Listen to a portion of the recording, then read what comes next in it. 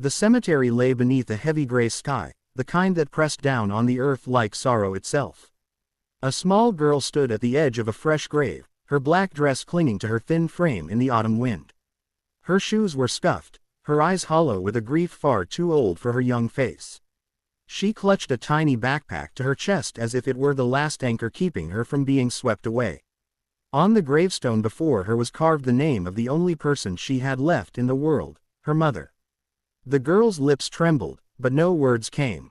She had run out of words days ago, when the last breath had slipped from her mother's body.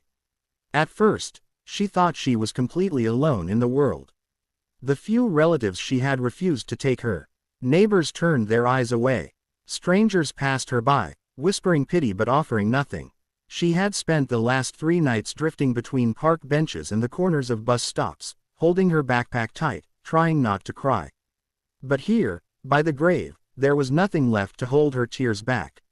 They slid silently down her cheeks, hot against her cold skin. She whispered to the ground, her voice so small that even the wind nearly swallowed it, "Don't leave me. Please don't leave me." That was when she heard the sound of an engine, low and powerful, approaching along the gravel path. A sleek black car rolled to a stop a few yards away. Out stepped a tall man in a dark tailored suit, his shoes polished, his presence commanding even in the quiet of the graveyard. His hair was sharp against the wind, his face cut from stone, but his eyes caught the sight of the little girl and softened in a way that shocked even him. He was Ethan Cole, a man whose name was spoken in boardrooms with respect and fear. A millionaire, self-made, cold to the world and colder to attachments. He had spent years climbing to the top of the city's skyline, building an empire of steel and glass, burying his heart beneath contracts and bank accounts.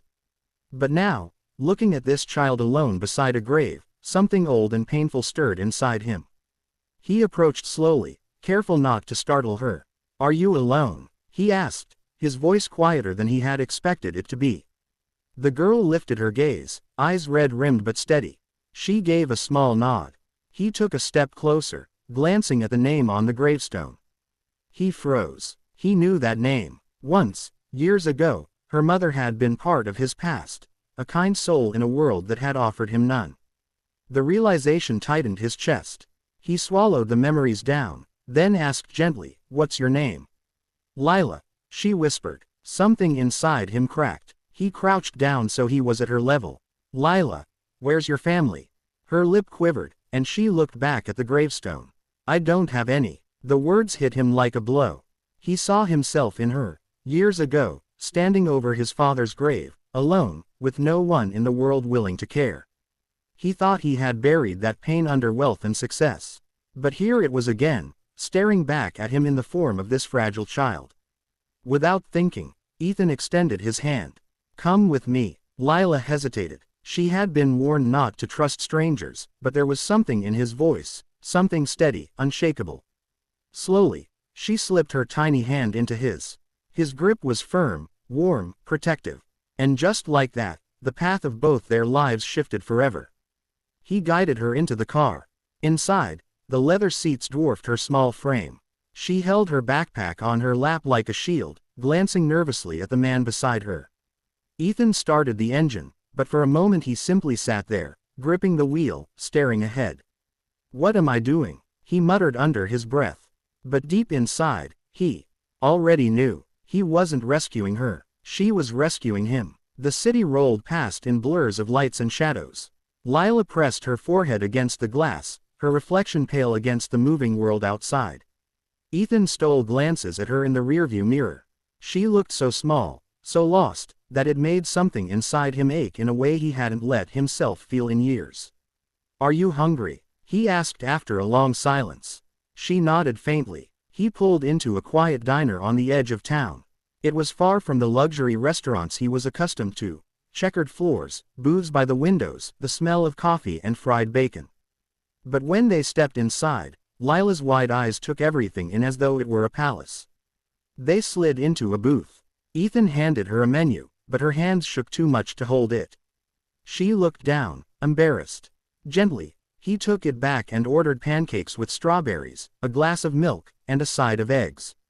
When the plate arrived, steaming and sweet, Lila stared at it as though she couldn't believe it was real. She picked up the fork with trembling fingers and took a tiny bite. Then another, faster. Tears welled in her eyes as the warmth of the food spread through her. Ethan didn't touch his own plate. He just watched her, a strange peace settling in his chest. But peace never lasted long in his world. Outside, a black SUV pulled into the lot. Two men in dark suits stepped out, their eyes sharp, scanning. Ethan recognized them at once. Rivals from the world he ruled, men who would seize any weakness to bring him down. And now, they had found one. Lila didn't notice. She was too busy clutching her milk with both hands. But Ethan's instincts screamed. His empire had always been a battlefield, but he had never fought for something personal before. He would now. He stood, tossed a few bills on the table, and took Lila's hand. Come on. She looked up, startled. But I'm not done. You can take it with you, he said firmly, grabbing the takeout box. He led her quickly through the diner, shielding her with his body as they stepped outside. The men by the SUV smirked, calling out, "Cole. Leaving so soon?" Ethan didn't break stride. He opened the car door, guided Lila inside, and stared the men down for a heartbeat.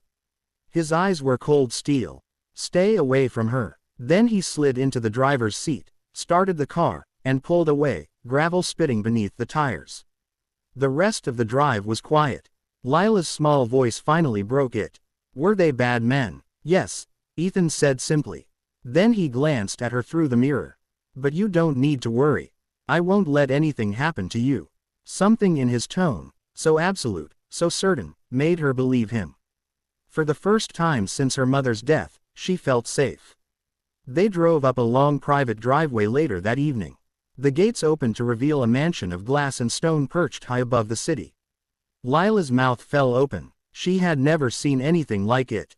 Inside, the marble floors gleamed, chandeliers sparkled, but everything felt strangely empty. Ethan led her up the grand staircase. You'll stay here, he said. This is your home now. Her voice was small. Home. Yes, he said, and he meant it. That night, Lila lay in a soft bed in a room painted blue. She clutched her backpack to her chest, staring at the ceiling. For the first time in weeks, she closed her eyes without fear. And Ethan Cole, the man who had everything money could buy, sat awake in his study, staring out at the city skyline. For years he had thought his empire made him invincible. But tonight, he realized something he never wanted to admit. He finally had something to lose. The first night in the mansion passed quietly, though neither of them truly slept. Lila lay curled beneath the quilt in the soft blue room, clutching her backpack as though it were a lifeline. Every creak of the house made her heart jump, every brush of wind against the window whispered of loss. Yet somehow, knowing that Ethan was just down the hall steadied her more than she could explain. Ethan, however, did not find such comfort. He sat at his desk in the study, the skyline glittering outside the wide windows, untouched files spread before him. For years, this room had been the command center of his empire. Tonight it felt meaningless. He thought of her small face at the grave, the way her voice cracked when she said she had no one. He thought of his own childhood nights, spent staring at ceilings in silence, wishing someone would come through the door and promise he wasn't alone. Near midnight, a soft sound stirred him from his thoughts. He looked up to find Lila standing in the doorway, quilt wrapped around her shoulders, eyes glistening in the dim light. I had a dream, she whispered. That I was back at the cemetery. Alone. Something inside Ethan shattered. He rose without hesitation, crossing the room and kneeling so he could meet her eyes. You're not alone anymore, he said, his voice steady though his chest ached. Not ever again. Her lip trembled, then she reached for him with small, desperate arms. Awkwardly at first, then more firmly, he held her against his chest. In that moment, Ethan Cole, the man the city knew was untouchable, ruthless, untamed, let down his walls. The next morning, the staff noticed the change. The master of the house, who once walked through halls like a storm, moved differently now. His eyes followed the little girl at breakfast. He poured her orange juice himself. He adjusted the toast so it wouldn't burn her fingers. The maids exchanged glances but said nothing. They had seen his empire shift for stock markets, for competitors, but never for a person. When he left for his office later that day, the weight of his decision pressed heavily. His rivals, Marcus Hale and Victor Dane, were already circling. They had seen the girl with him. They had noticed his distraction. And men like them never missed a chance to strike. In his downtown office tower, Ethan fielded questions he normally answered with sharp precision. Today his patience wore thin. Delay the merger, he snapped when his assistant pressed him. I don't care what the board thinks. But, sir, she stammered, this deal could shift the market. I said delay it. His voice cut like a blade. When he returned to the mansion that evening, he found Lila curled up in the library with a book nearly too large for her lap. She looked up when he entered, her eyes searching his face as though checking if he would disappear. He walked over, sank into the chair across from her, and asked softly, "What are you reading?" "It's about families," she murmured. "It says families are people who stay." The words pierced him. He had built his fortune on people who left, on partners who betrayed, on the ruthless cycle of acquisition and abandonment. But sitting here, hearing her small voice tremble with longing, he realized he needed, to be someone who stayed. Later that night, headlights flared beyond the gates. Guards stiffened, radios crackled. A black SUV lingered in the shadows. Inside sat Marcus and Victor, watching. "She's in there," Marcus muttered, eyes narrowing. "The girl, she's the key." Victor's smirk gleamed in the dark. Cole thinks money makes him untouchable. But love makes him weak. The SUV rolled away, leaving only tension behind. Days turned into weeks, and Ethan grew fiercely protective. He took Lila to the zoo, where her laughter echoed through the walkways as she pointed at giraffes and fed popcorn to ducks. He took her to bookstores, letting her pick out as many titles as her arms could carry. He even took her to the park, where she learned how to ride a small bicycle with his hand steady on the seat. She fell, scraped her knee, and looked up at him with tears threatening. "It hurts," she whispered. His heart twisted, but he crouched down, cleaning the scrape carefully. "Pain happens," he told her, his voice gentle. "But you get back up. You always get back up." She blinked at him, then nodded. And when she climbed back on the bike, wobbling but determined, he felt a strange swell of pride. But the threats never vanished. Letters slipped under the mansion gates, filled with cold warnings. "Everyone has a price.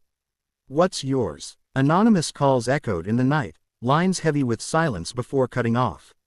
His lawyer warned him that Child Protective Services had been contacted, questioning how a man like him had suddenly taken in a child. Ethan knew exactly who was behind it. Marcus. The day of the hearing came too soon. In the sterile courtroom, Marcus sat across from him, feigning concern. "Your Honor," Marcus said smoothly, "Ethan Cole is no father. He is a man of power, greed, and ambition. This child doesn't belong in his care. She belongs in the system, where she can be properly looked after." Ethan's jaw clenched. When it was his turn, he rose slowly. His voice was steady, but his eyes betrayed the storm inside. "I never planned this," he said. "I didn't look for her. I found her standing at a grave. Alone. Nobody else was there. Nobody else cared. So I did. I'm not a man who speaks of feelings. But I will say this, my entire empire means nothing if I can't protect her. She deserves more than pity. She deserves love, and I'll give her mine, as long as I breathe." The courtroom fell silent. Lila, sitting small in the front row, looked at him with tears in her eyes. For the first time, she felt the truth of his promise. He wasn't going to let her go. The judge delayed the ruling, but Ethan didn't wait for decisions written on paper. That evening, he knelt on the courthouse steps, holding Lila's shoulders. "Whatever happens," he said firmly, "I will never let you go. Do you understand?" She flung her arms around his neck, clinging fiercely. "I don't want anyone else. I just want you." His voice cracked as he whispered back, "Then it's you and me. Against the world." But Marcus watched from the shadows, his fury boiling. "If the law won't take her from him," he growled to Victor, "then we will. And when we do, Ethan Cole will break." The first attempt came days later. A van screeched to a halt outside the mansion gates, masked men pouring out. Guards scrambled, radios blaring, but one man slipped through, sprinting toward the garden where Lila played with her kitten. Ethan's roar shook the air as he bolted across the lawn, tackling the man before he could reach her. Fists flew, blood smeared across the grass, but Ethan fought like a man possessed. He wasn't just defending her, he was defending the piece of himself he had thought long dead. When the man lay unconscious, Ethan scooped Lila into his arms. She sobbed against his chest. "Don't let them take me," she begged. "I won't," he swore, his voice raw. "Not ever." That night, Ethan abandoned the mansion. He took her to a hidden cabin by a lake, far from the city. For days, they lived simply. He burned half the meals he tried to cook, making her laugh despite herself. They played cards, skipped stones across the lake, sat by the fire. Slowly, she began to heal. Slowly, he began to live. One evening by the fire, she asked softly, "Why did you save me?" He stared into the flames. "Because once, a long time ago, I needed someone, and no one came." Her small voice broke the silence. "Then maybe we saved each other." His throat tightened. He pulled her close, whispering, "Yeah, maybe we did." But danger had not vanished. One night, headlights cut through the trees. Shadows moved outside the cabin. Marcus's men advanced with flashlights and weapons, surrounding the house. Ethan moved swiftly, grabbing Lila's hand. "Stay close. Don't let go." Her small fingers gripped his with all the strength she had. Through the window, he saw Marcus himself step into the clearing, his smile cruel. "Come out, Cole. You can't win this one. Hand over the girl, and maybe I'll let you walk away." Ethan's jaw clenched. He stood tall in the doorway, the firelight behind him, Lila half hidden at his side. His voice thundered across the clearing, "Over my dead body." The standoff had begun. The night at the cabin burned itself into memory like fire etched in glass. Ethan stood at the doorway, his frame blocking the little girl behind him, his shadow stretched across the porch. The men in Marcus's pay fanned out, weapons glinting in the pale light, their boots crunching on fallen leaves. Marcus himself stepped forward, his smile slow and cruel. "You can't win this, Cole," Marcus called, his voice carrying across the clearing. "You're one man. I have a dozen, all for one frightened child. Hand her over, and maybe I'll let you keep the scraps of your empire." Ethan's jaw tightened. His empire had never felt more meaningless. He spread his stance, voice low but unshakable. "You'll have to kill me first." Behind him, Lila's small hand clutched the hem of his jacket. She trembled, but she didn't let go. The standoff held for endless seconds. Then one of the men lunged forward. Ethan moved faster. He slammed the door shut, turned the lock, and dragged Lila toward the back. "Stay with me," he commanded. The cabin erupted into chaos. Glass shattered as men broke through windows. Ethan grabbed the fireplace poker, swinging it with a ferocity that shocked even him. The first intruder dropped with a groan. Another followed, only to be met with Ethan's fist crashing into his jaw. Years of boardroom fights had taught Ethan strategy, but desperation gave him strength he never knew he had. Lila screamed when a masked man reached for her, but Ethan ripped him away, slamming him into the wall. "Don't touch her." His voice thundered with something primal. But Marcus was relentless. He entered last, calm amid the storm, his eyes locked on the girl. "She's not yours, Cole. You can't play father. You don't know how." Ethan stood between them, chest heaving, knuckles bloodied. "Maybe I don't, but I'll learn. Because she's mine now, and nothing you do can change that." The two men clashed in a violent struggle. Marcus fought dirty, knife flashing in the dim light. Ethan took a cut to the arm but powered through, fueled by something more than anger. He thought of the cemetery, of Lila's whispered, "I don't have any family," of her small arms around his neck on the courthouse steps. That memory drove him harder than money, harder than pride. With a final surge, Ethan slammed Marcus against the doorframe. The knife clattered to the floor. Ethan's voice was ragged, trembling with fury. "If you ever come near her again, I'll bury you myself." Marcus, bloodied and beaten, spat at the floor but didn't reply. His men, seeing their leader broken, dragged him back toward the SUV. Within moments, the clearing was empty except for the wreckage of the fight. Ethan locked the door, chest heaving, then turned to find Lila standing in the middle of the room, her eyes wide with terror. She rushed into his arms, sobbing against his chest. He held her tight, whispering, "It's over. You're safe. I've got you." And for the first time, he believed it. The weeks that followed were a blur of healing. Ethan moved them back to the mansion, this time with tighter security than ever before. Marcus disappeared from the city, his empire crumbling after failed deals and exposed crimes. Victor turned on him, leaving him powerless. Ethan's rivals were gone, but more importantly, his fear of losing Lila had begun to fade. Child Protective Services returned one last time, but this time Ethan was ready. He presented not just lawyers and contracts, but something deeper, testimonies from staff who had seen the bond grow, from teachers who saw Lila blossom in her new school, from neighbors who spoke of the way she laughed again. The judge, seeing the undeniable truth, signed the papers that made it official. Lila was his. That night, Ethan sat with her on the balcony of the mansion. The city stretched below, glittering like diamonds scattered across velvet. Lila leaned against him, sleepy from hot cocoa, her head resting on his shoulder. "Do you think my mom can see me?" she asked softly. Ethan's throat tightened. He looked up at the stars, their light endless against the night. "I think she can," he said. "And I think she's proud of you. Proud that you're strong. Proud that you keep going." Lila was quiet for a moment.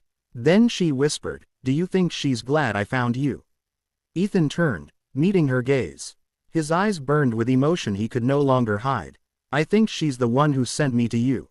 The little girl smiled through her tears, and for the first time, the ache of loss softened into something brighter. She slipped her small hand into his. "Then we're family now." Ethan squeezed her hand. "Yes, Lila, we're family." Years later, the city would speak of Ethan Cole in new terms.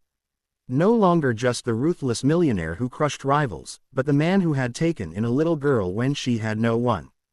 The man who found his heart not in boardrooms, but in the quiet trust of a child who called him home. But for Ethan, the titles didn't matter anymore. All that mattered was the sound of Lila's laughter echoing through the once empty halls of his mansion. All that mattered was that the grave she had stood by that cold autumn day was no longer the end of her story. It was the beginning.